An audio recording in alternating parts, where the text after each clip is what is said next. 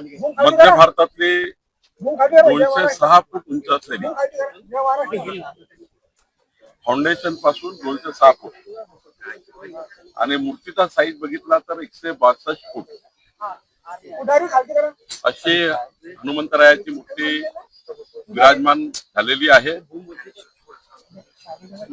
आता मूर्तीचे जे अंतिम काम आहे ते सुरू आहे।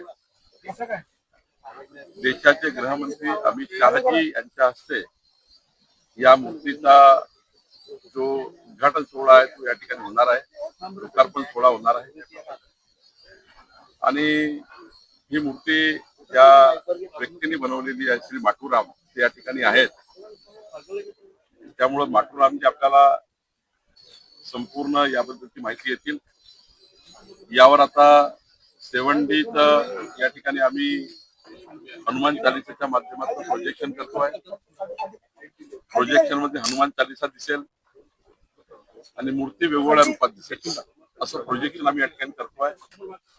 मूर्तीच्या खालच्या भागाला जो एक मोठी गुफा आहे त्या गुफेमध्ये हनुमानजीचे संपूर्ण 17-18 जे अत्यंत महत्वाचे त्यातले क्षण आहे त्या क्षणाचे प्रेझेंटेशन या ठिकाणी करण्यात येणार आहे।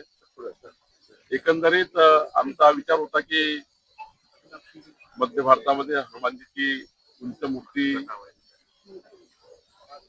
भाविकांना आशीर्वाद देण्याकरता या ठिकाणी असावी, ती मूर्ती आता पूर्णत्वास जाते आहे।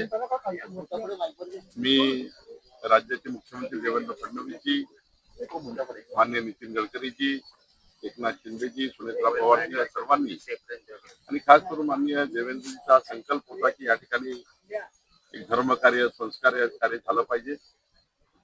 तर हे काम आता आम्ही पूर्ण करतो आहे। मला वाटतं की जून महिन्यामध्ये याचं उद्घाटन होईल।